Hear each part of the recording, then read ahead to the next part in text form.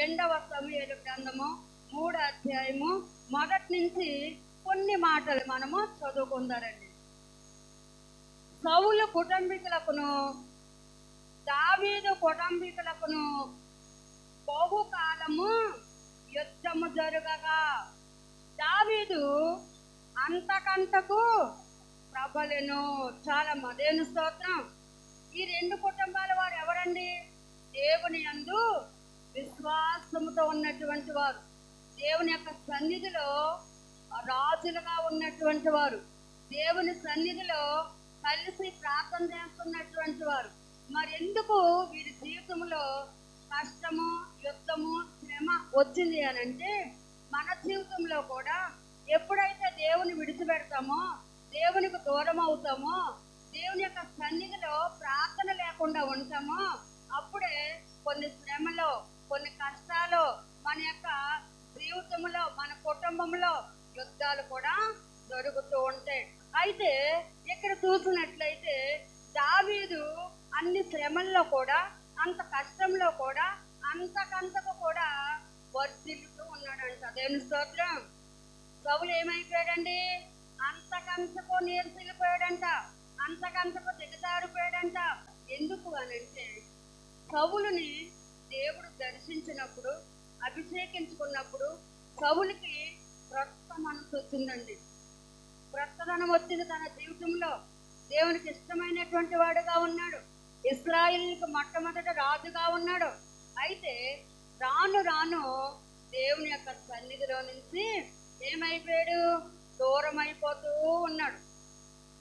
మొట్టమొదటగా దావీదు యొక్క జీవితంలో చూస్తే అరణ్యంలో దేవునికి దగ్గరగా ఉంటూ ఉన్నాడు. అలాగే రాజు అయినప్పుడు, ఆ యొక్క రాజ సింహాసనం మీద కూర్చున్నప్పుడు, రాజుగారి కోటలో కూర్చున్నప్పుడు కూడా దేవునికి మరింత దగ్గరగా ఉన్నాడు. దేని స్తోత్రం. దేవుడు ఏం చూస్తాడండి? మన పైరూపం చూస్తాడా? మన యొక్క హృదయాన్ని చూసి పరిశీలించి ఆ యొక్క హృదయానికి తగినట్లుగా ఏం చేస్తాడో ప్రతిఫలం ఇస్తాడండి. దేని స్తోత్రం. అయితే సౌలు కుటుంబమే కాదు, ఇంకా తన కుమారులేంటి, తనకు కలిగినటువంటి వారందరూ కూడా నశించుకోవడానికి కారణం ఏంటంటే సౌలు యొక్క అవిధేయత, సౌలు యొక్క బలహీనత, సౌలు యొక్క దేవునికి దూరం అయిపోయే పరిస్థితి. మరి దేవుని యొక్క దీవెనను మొట్టమొదటిగా పొందుకున్నాడు, కానీ ఉండే పోతే ఆ యొక్క దీవెన పొందుకోలేని వాడుగా మిగిలిపోతూ ఉన్నాడండి. అయితే 6వ వచనం చూడండి. సౌలు కుటుంబీకులకును దావీదు కుటుంబీకులకును యుద్ధము జరుగుతుండగా అబ్నేరు సౌలు కుటుంబీకులకును బహు సహాయం చేసెను. అయ్యో, కుమార్తె అయిన రిస్పా అను ఒక ఉపపత్ని సౌలుకు ఉండేది. చాలా దేవుని స్తోత్రం. ఎవరండి ఈమె పేరు? రిస్పా కదండి. ఈమె ఎవరు అని చూసినట్లయితే, సౌలుకి ఉపపత్ని అంటే భార్యలు వేరు, ఉపపత్నులు వేరుగా ఉండేవారు. పాత నిబంధన కాలంలో రాజులు కొంత నా విధంగా తీసుకుంటూ ఉండేవారు. కానీ క్రొత్త నిబంధన కాలంలో యేసయ్య రక్తంలో యవదేశుని పాపాన్ని కడుక్కుంటేనే పరలోక రాజ్యానికి మనము వెళతామన్నమాట. 2వ సమూయేలు గ్రంథము 21వ అధ్యాయము 10వ వచనం చదువుకుంటారండి. ఏం చేస్తుందంటే, తన కుమారుల యొక్క శవాలను, వాటి యొక్క కడేబారాలను కాపాడడానికి రాత్రులు పగలో కూడా ఏం చేస్తుందండి? ఈ యొక్క ఆకాశ పక్షులు తినకుండా, భూ జంతువులు తినకుండా వీటి యొక్క కడేబారాలను ఏం చేస్తుందండి? కాపాడుతూ ఉన్నదండి. దేవుని స్తోత్రం. బ్రతికి ఉన్న కుమారుల్ని కాపాడుకోలేకపోతూ ఉన్నాం. మనం కాపాడుకోవాలంటే వారి కొరకు ప్రార్థన చేసేవారముగా ఉండాలి, కన్నీరు విడిచేవారముగా ఉండాలి, దేవుని సన్నిధిలో మొరపెట్టేవారముగా ఉండాలి. ఏ కూజామునే లేచి మన బిడ్డల కొరకు మనం ఏం చేయాలి? ప్రార్థించేవారముగా మనము ఉండాలని దేవుని యొక్క వాక్యము మనతో మాట్లాడుతూ ఉన్నదండి. అయితే ఇక్కడ చూసినట్లయితే ఇంత ప్రేమ నిజంగా తల్లి కొంటే, బిడ్డల ఎడల తల్లిదండ్రులు కొంటే, ఈ రోజుని మా బిడ్డలు చెడిపోయారండి, మా బిడ్డలు పాడైపోయారండి, మా బిడ్డలు మా మాట వింటలేదండి అని చెప్పే తల్లిలుగా మనము ఉండమండి. ఎందుకని ఇక్కడ బ్రతికి ఉన్నటువంటి కుమారులు కాదు, వీరు చనిపోయినటువంటి కుమారులను ఆ యొక్క తల్లి కాపాడటానికి ఎంత కృషి చేస్తుందో చూడండి, ఎంత ప్రయాసపడుతుందో చూడండి. ఎందుకంటే ఈ కళేబారాలు ఆకాశ పక్షులు వచ్చి పడవకూడదు, ఈ భూజంతువులు వచ్చి తినకూడదు. ఈ కుమారులను పాతి పెట్టాలి, పాతి పెట్టే వరకు, సహాయం చేసేవారి కొరకు ఎదురు చూస్తూ ఆమె ఏం చేస్తూ ఉన్నదంటే ఆ కళేబారాల చుట్టూ ఆమె రాత్రులు పగలు కూడా కాపలా కాస్తూ ఉన్నదంటండి. దేవుని స్తోత్రం. ఎందుకని ఇక్కడ సౌలు కొరకు మనము 3వ అధ్యాయంలో చదువుకున్నాము కదా, సౌలు యొక్క కుటుంబము అంతకంతకు దిగజారిపోయే స్థితికి వచ్చేస్తుంది అంటండి. ఎందుకు అని అంటే సౌలు చేసినటువంటి పాపాన్ని బట్టి, సౌలు యొక్క అవిధేయతను బట్టి, సౌలు యొక్క మరి ఆ యొక్క బలహీనతను బట్టి ఏమైందంటే దావీదు దగ్గరికి కొంతమంది వచ్చి సౌలు కుటుంబీకుల్లో ఉన్నటువంటి వారు ఒక 7గురిని మాకు అప్పగించండి అని వారు మాట్లాడటం జరుగుతుందండి. చూడండి, సౌలు యొక్క అవిధేయత, సౌలు యొక్క బలహీనత, సౌలు చేసినటువంటి పాపము, సౌలు చేసినటువంటి దోషము ఎంతగా కదండి. తల్లిదండ్రులు చేసిన పాప దోషాలకి బిడ్డల మీదకి శిక్ష వస్తుందంటండి. ఆ యొక్క శిక్ష తీసివేయబడాలంటే, ఆ పాపం పోవాలంటే దేవుని సన్నిధిలో ప్రార్థించేవారుగా ఉండాలని వాక్యం సెలవిస్తూ ఉన్నదండి. అందుకే ఇక్కడ అంటూ ఉన్నాడు, ఏమంటూ ఉన్నాడంటే 5-6 అంటూ ఉన్నాడు, ఆ యొక్క సౌలు ఇంటి వారిలో ఒక 7గురిని మాకు అప్పగించండి. ఆ 7గురిలో ఈ యొక్క రిస్పా కుమారులు కూడా 2 ఉన్నారంటండి. చూడండి, తండ్రి చేసినటువంటి పాపదోషము బిడ్డల మీదకి ఎంతగా శిక్షగా వచ్చి ఉన్నదో. వెండి బంగారాలు మాకు అక్కర్లేదు, ఇశ్రాయేల్లో ఎవరిని మేము చంపము, ఎందుకంటే ఇశ్రాయేలు దేవునికి పేరు పెట్టబడినటువంటి జనము, ఇశ్రాయేలు దేవుని యొక్క సొత్తు, దేవుని యొక్క ప్రజలు, దేవుని యొక్క బిడ్డలు, వారిని మేము ముట్టము, వారిని మేము తాకము. అయితే సౌలు ఇంటి వారిని మేము చంపుతాము. ఆనాడు సౌలు పశ్చాత్తాపంతో దేవుని పాదాలు పట్టుకుంటే తన కుమారుల మీద పెట్టి శిక్ష వచ్చేది కాదు. దేవుని సన్నిధిలో ఏమైపోయాడు? పడిపోయేవాడుగా ఉన్నాడు, నిలవబడలేని వాడుగా ఉన్నాడు, జారిపోయేవాడుగా ఉన్నాడు. కాబట్టి ఇక్కడ సౌలు ఇంటి మీదకి ఎంత గొప్ప ఉపద్రవం వచ్చిందండి. నినేవే పట్టణస్తులు ఉన్నారు, యెహోవా దృష్టి వారి మీదకి వచ్చినప్పుడు నీతిమంతులు లేరు, అందరూ చెడిపోయిన వారే, అందరూ పాపం చేసినటువంటి వారే. అయితే వారికి మాట చెప్పినప్పుడు యోనా వారు పశ్చాత్తాపంతో ప్రార్థించారంట, వారు కన్నీరు విడిచారంట, వారు అవిధేయతను ఒప్పుకున్నారంట. అప్పుడే ఆ నిన్నయ యొక్క పట్టణాన్ని దేవుడు ఏం చేశాడు? విడిచిపెట్టాడండి. దేవుని స్తోత్రం, హల్లెలూయా. ఏమన్నాడు? ఒక్కరు కూడా లేకుండా తుడిచిపెట్టేస్తానన్నాడు, ఒక్కరిని కూడా నేను బ్రతకనివ్వనన్నాడు. అలాంటిది ఇంత ప్రార్థన, ఇంత మంచితనము, వీరు నా నీతిని ధరించుకుంటూ ఉన్నారు అని ఏం చేస్తాడంటే దేవాది దేవుడు వారి కొరకు ఈయనే సంతాపమును ఉంటాడంట. చూడండి, మనము కూడా మన జీవితంలో మనం అనుకుంటాం ఇది చిన్న పాపమే కదా, ఇది చిన్న తప్పే కదా అని అనుకుంటూ ఉంటాం. పర్వాలేదులే, ఒక అబద్ధమే కదా అని అనుకుంటూ ఉంటాం. ఒక అబద్ధాన్ని బట్టి ఎన్ని అబద్ధాలు మనము ఆడవలసిన వారుగా ఉంటూ ఉంటాము. అందుకే దేవుని సన్నిధిలో ఏ విధంగా మనం ఉండాలో దేవుని యొక్క సన్నిధిలో కొన్ని మాటలు మనం చూసుకుందారండి. సామెతల గ్రంథము 26వ అధ్యాయము 1 నుంచి 2-3 వచనాలు మనం చదువుకుంటారండి. ఎండాకాలమునకు మంచు గిట్టదు, కోతకాలమునకు వర్షము గిట్టదు, అటువలే బుద్ధిహీనులకి ఘనత గిట్టదు. చాలమ్మా, దేవుని స్తోత్రం. రాజుగా మొట్టమొదట రాజుగా ఉన్నాడు అని అంటే సౌలు ఎంత ఘనత అండి కదండి. అయితే ఇక్కడ రాజు స్థానంలో నుంచి ఎక్కడికి వెళ్ళిపోయాడు? దిగజారే పరిస్థితికి వచ్చేస్తాడంట. అందుకే ఈ యొక్క వాక్యం సెలవిస్తూ ఉన్నది, ఎండాకాలమునకు మంచు గిట్టదు కదండి. మంచు కురుస్తుంది అనుకో ఉంటుందా? కరిగిపోతూ ఉంటది కదా. ఇంకా అంటూ ఉన్నాడు, ఏమంటూ ఉన్నాడంటే కోతకాలమునకు వర్షము గిట్టదు.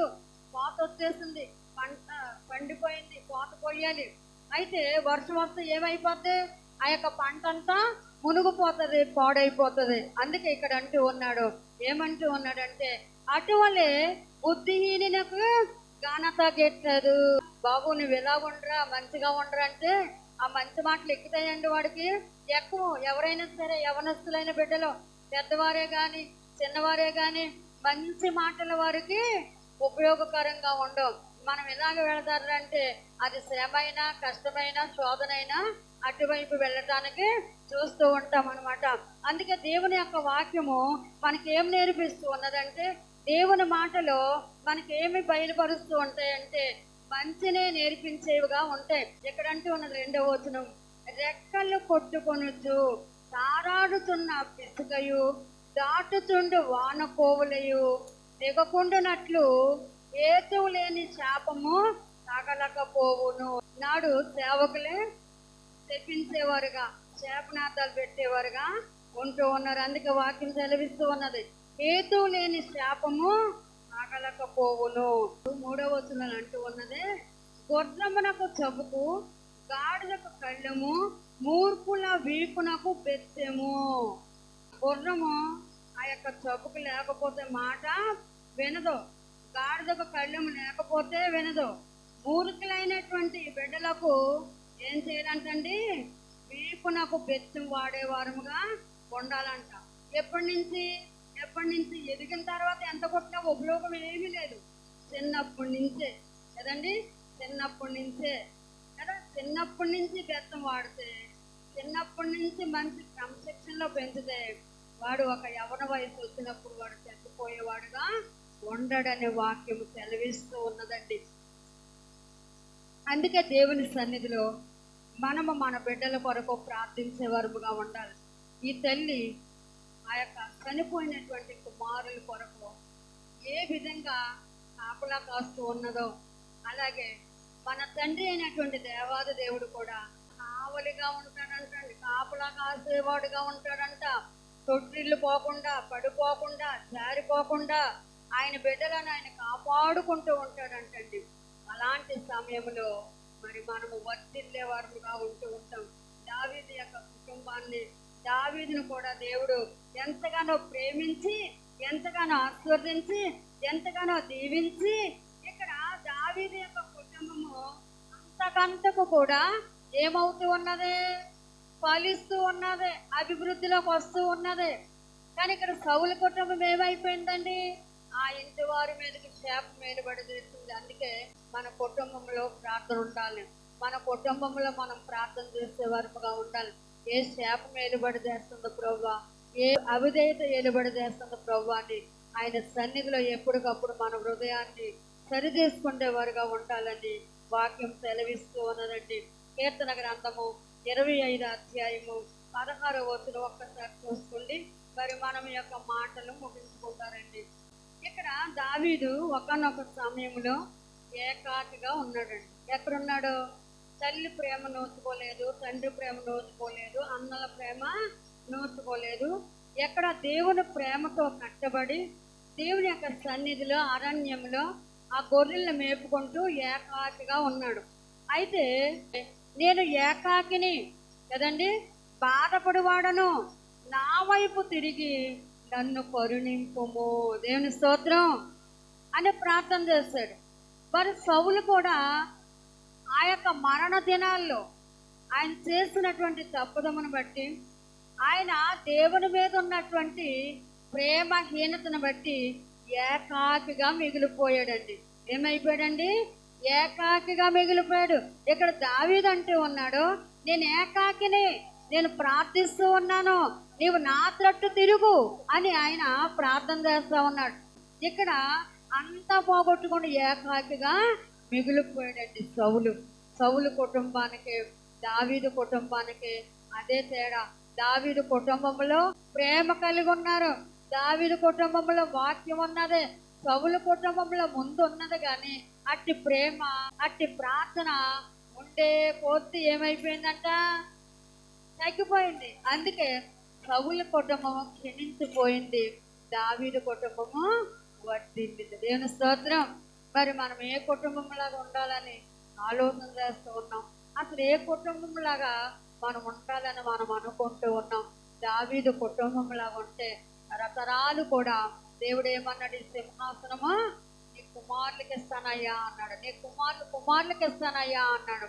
సౌలు కుటుంబము సౌలుతో తన కుమారులతో అంతమైపోయిందంటండి. నాశనం అయిపోయేవారుగా వారుంటూ ఉన్నారు. ఎవరమైతే ప్రార్థన చేస్తామో, ఎవరమైతే ఆయన తొట్టు తిరుగుతామో, ఎవరమైతే మన యొక్క హృదయాన్ని ఆయనకి ఇస్తామో, ఎవరమైతే ఆ మనస్సును మనం చేర్చుకుంటామో, ఎవరమైతే దేవుని సన్నిధిలో భయభక్తులు కలిగి ప్రార్థన చేస్తామో, ఎవరమైతే ఇష్టమైనటువంటి ధూపం దేవునికి వేస్తామో, ఎవరమైతే బలిపీఠం కడతామో, వారికి దేవాది దేవుడు నిత్యము కూడా నిలిచి ఉండి ఏం చేస్తాడండి? ఆశ్చర్యకరంగా ఉంచుతాడు. అంతేకాదు మన బిడ్డల కూడా ఆశ్చర్యకరంగా ఉంటారు. లాస్ట్ గా కీర్తన గ్రంథము 103 అధ్యాయము 17 చదువుకుంటారు చూడండి. ఆయన నిబంధనను గైకొనుచు ఆయన కట్టడలను అనుసరించి నడుచుకుని వారి మీద, యెహోవాయందు భయభక్తులు గల వారి మీద ఆయన కృప యుగ యుగములో నిలుచును. చాలమ్మా దేవుని స్తోత్రం. అంటే తరతరాలు కూడా ఏముంటది? ఆయన కృప ఉంటది. ఆయన నిబంధన విడిచిపెడితే, ఆయన ద్వేషిస్తే, ఆయన ప్రేమించలేకుండా ఉంటే ఆ కృప నిలిచి ఉండదు. యుగ యుగాలు దేవుని యొక్క ఆ యొక్క పరిశుద్ధత కానీ, ఆయన సన్నిధిలో మనం ఉండటం కానీ, ఆయన సన్నిధి మనతో ఉండటం కానీ జరగదనమాట. అందుకే ఇక్కడ అంటూ ఉన్నాడు, ఏమంటూ ఉన్నాడంటే ఆయన కృప యుగ యుగములో నిలుచును, ఆయన నీతి వారికి పిల్ల తరమున నిలుచును. దేవుని స్తోత్రం. అంటే మనం మరణించవచ్చు, కానీ మనం చేసే ప్రార్థన బట్టి తరతరాలు కూడా ఆయన కృప నిలిచి ఉంటుందంట. నిన్న వాడుకున్నాం కదా ఆరాధనలో. ఆయన కృప కొరకే మన యొక్క ప్రయాసము, ప్రార్థన, ఉపవాస ప్రార్థనలో ఆయన కృప ఉంటే మనం ఎక్కడ ఉంటామంటే ఆ యొక్క పరలోక మహాపట్నంలో ఉంటామండి. దావీదు వలె ఆశీర్వదించబడిన వారి వలె మనం ఉంటాము. కానీ ఆయన కృప లేకపోతే సౌలు కుటుంబంలాగా మనం ఉంటాము. అందుకే ఇక్కడ అంటూ ఉన్నాడు, యెహోవా ఆకాశమందు తన సింహాసనమును సిద్ధపరిచి ఉన్నాడు. దేవుని స్తోత్రం. ఈ ప్రార్థనే కదా. అస్తమాటు ప్రార్థనకి వెళ్తే ఏమొస్తుంది? అస్తమాటు దేవుని సన్నిధిలో గడిస్తే ఏమొస్తుంది అని అనుకుంటూ ఉంటాం. కానీ ఇక్కడ అంటూ ఉన్నాడు, మన పిల్లల మీద ఆయన కృప ఉంటుందంట.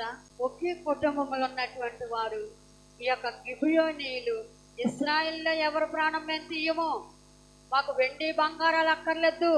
సౌలు కుటుంబంలో ఉన్నటువంటి వారు 7 మాకు కావాలి అని అంటే, ఆ 7 తక్కువై కుమార్తె పిల్లలు కూడా ఇచ్చినప్పుడు, ఆ 7 ఒక్క మారే ఉరి తీసినప్పుడు ఈ తల్లి ప్రేమ ఆ కుమారుల చుట్టూ వెంటాడుతూ, ఆ యొక్క కళేభారాల చుట్టూ ఆ శవాలను కాపలా కాస్తూ, అయ్యో వీటిని పాతి పెట్టాలి నేను అని ఆశతో ఆ యొక్క ఆకాశం మంచే కానీ, ఇంకా చూసినట్లయితే వర్షమే కానీ పడే వరకు కూడా ఏం చేస్తుందంటే ఆ తల్లి ఆ యొక్క శవాల దగ్గర కూర్చుండి కాపలా కాస్తూ ఉన్నదంట. అలాగే దేవుడు కూడా మనల్ని ఎప్పటికప్పుడు కాపలా కాస్తూ ఉన్నాడు, కావలుగా ఉంటూ ఉన్నాడు. యెహోవా నా కాపరి, నాకు లేమి కలగదని భక్తుడు అంటూ ఉన్నాడు. ఆయన కాయకపోతే, ఆయన చూడకపోతే, ఆయన మనతో ఉండకపోతే ఏ కార్యము, ఏ మేలు కూడా మనము చూడలేమండి. అందుకే ఆయన సన్నిధిలో మన కుటుంబం కొరకు కంచి వేసుకునేవారుగా, మన కుటుంబం కొరకు ప్రార్థించేవారుగా ఉండాలని వాక్యం సెలవిస్తూ ఉన్నది. ఈ కొద్ది మాటలు దేవుడు దీవించుగాక. ప్రార్థన చేసుకుందాం.